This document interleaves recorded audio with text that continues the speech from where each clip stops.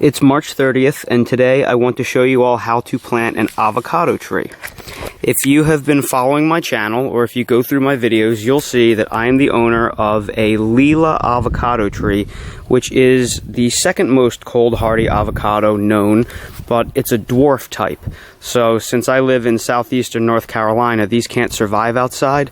So my only option here is to plant it up against the south-facing wall of my house, because the radiative heat of the brick is very high, and I'm going to have to cover it on nights that are colder than probably 25 degrees, which only happens, you can count them on two hands every single year. And I'm going to give this a shot and see if I can keep this thing alive. The first thing I wanted to discuss was the myth that avocados are not self-fertile. And while it is true that avocados make both male flowers and female flowers, but they do not come out at the same time. They make the female flowers, then they close, then they reopen as male flowers. However, with some tips and tricks, and if you have a climate that's in the 60s and 70s, sometimes you get some overlap, and if you hand pollinate, you can get avocado fruit set. So here you can see an avocado right here that is set. There are a few other avocados here.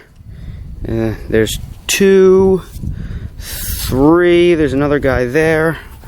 4, 5. I've counted at least 6 on here. I used to have more, but it's been so windy, I think it's blown a few of them off. So this is a first-year tree that I've owned, and it's probably a second or third-year graft. So it's not a very old tree, and I'm not interested in it making a whole lot of fruit because I want it to develop size and a root structure, and it only has so much energy, and letting it set fruit will take away from the rest of the plant. So I'm not looking for a lot of fruit set right now. However, I just want to dispel the myth that avocados are not self-fertile. They are if you intervene and you hand pollinate. I'll make a video on that later. Right now I just wanted to discuss the concept of planting an avocado because it is very different than a lot of fruit trees.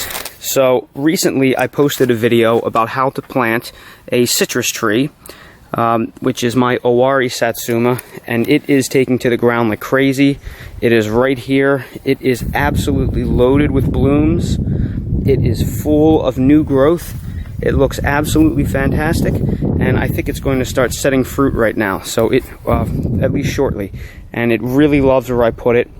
It's really taking to the new environment. So I'm going to link to that video above because I want you to apply the concept of digging a square hole with a square shovel, not with a regular digging shovel.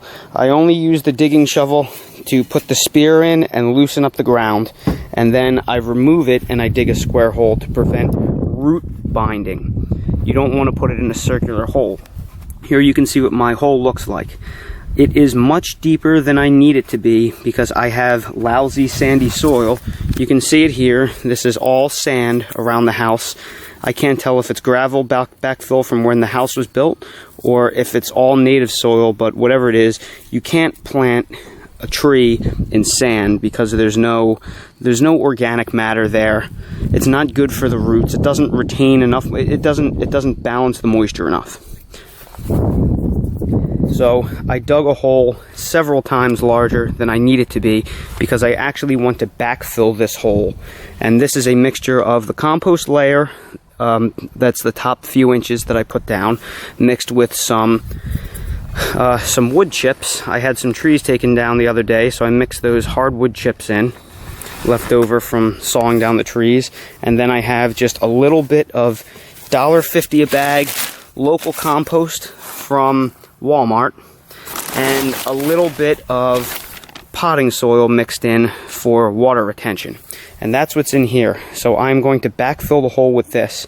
And avocados, they actually have very soft roots. It's a soft wood root, so you can plant it against your house because it's not going to dig underneath the foundation like a hard root. Because it's a soft root, it's actually a surface root as well. The roots like to run above the surface of the earth. So you must plant avocados high, several inches. It blows my mind when I see people planting avocados like the regular fruit trees. They plant them deep and they put wells around them for deep watering, and the graft sinks and the plant is planted lower, below grade. You can't do that. You have to plant it 2 to 3 inches above grade. So what I'm going to do is I'm going to backfill this hole until it's pretty high up, and then I'm going to measure this root ball. So let me get this backfill done, and then I'll show you what I'm going to do next. Now I have my hole dug and I have it backfilled very high. You'll see I also pulled a string line across the hole, and that string line is about at final grade level because I have to be absolutely positive that my avocado tree is planted above soil level. So I remove my avocado from the pot, and here you can see the avocado root mass. The first thing you want to do is you want to make sure that the root mass is not root bound, which it is not. Fluff it up a little bit, check the bottom to make sure that the roots on the bottom are pretty freed up. And there you can see them dangling down. You want to give these a signal that, hey, you're ready to grow. So what I need to do now is I need to measure the avocado tree root ball. And you'll see that that avocado tree root mass is just about exactly 8 inches tall. So I want my avocado tree to be planted 3 to maybe 3 inches above grade.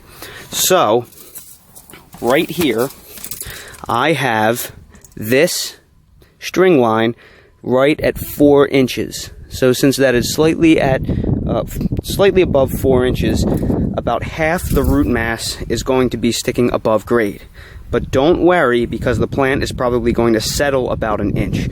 So with that 1 inch settlement, that should place me about 3.5 inches above grade. Something like that. Pretty close to the 3 inches that I want. And the thing that you need to make sure of, you need to make sure that the string you pull is level. At least pretty darn close to level. And mine's close enough that it won't matter. So when I put that root ball in there, it should be about halfway deep.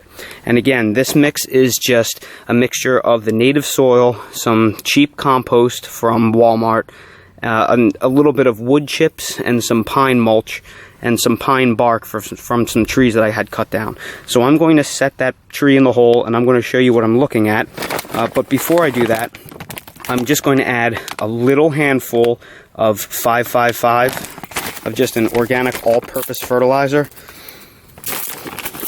Because I've put compost in the hole, this should be a very nutritive soil medium for this plant to grow in. So I'm only going to add a little bit. I'm going to work that into the soil very well. Here's the avocado tree placed. As you can clearly see, it is planted significantly higher than the soil that's around it. That's actually the grade of the soil right there, because I scraped it, because I want the roots to come out as much as possible on the surface. It's also planted 30 inches off the face of the house. And that's because I want to prune this bush to keep it at about 5 feet in diameter.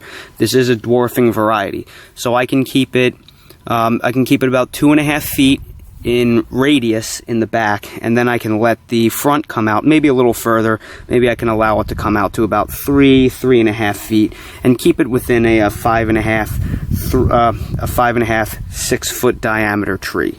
So that's ultimately my goal.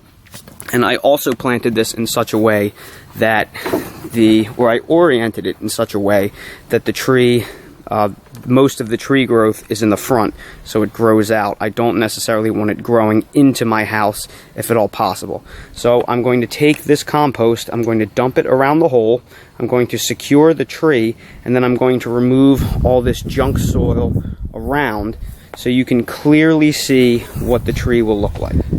Alright, here is the tree. You can see it sitting in its final resting place.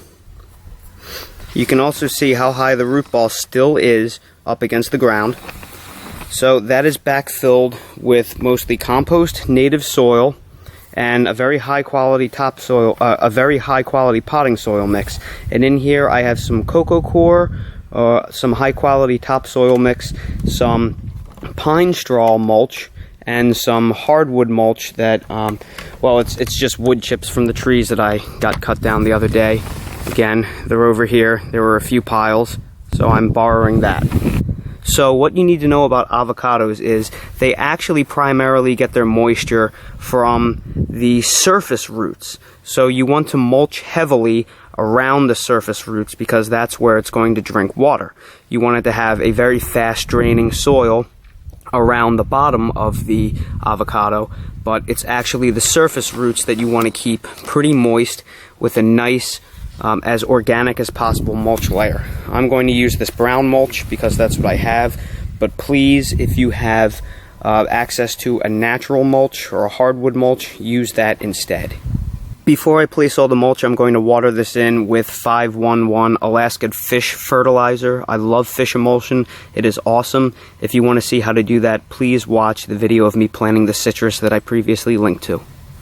And there you go. There's the avocado tree. You can actually see it's actually not too hilled up at all. It doesn't look nearly as high as when we initially started.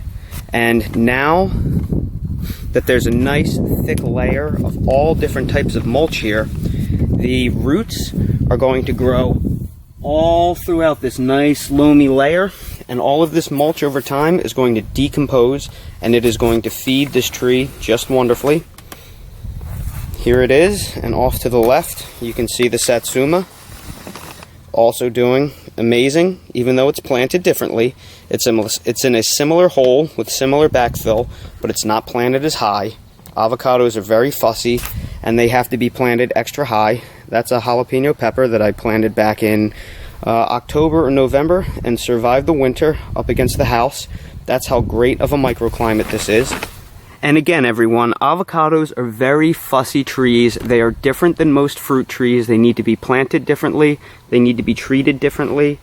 I strongly recommend that you check out the channel of Daily SFR. I'll link to one of her videos above.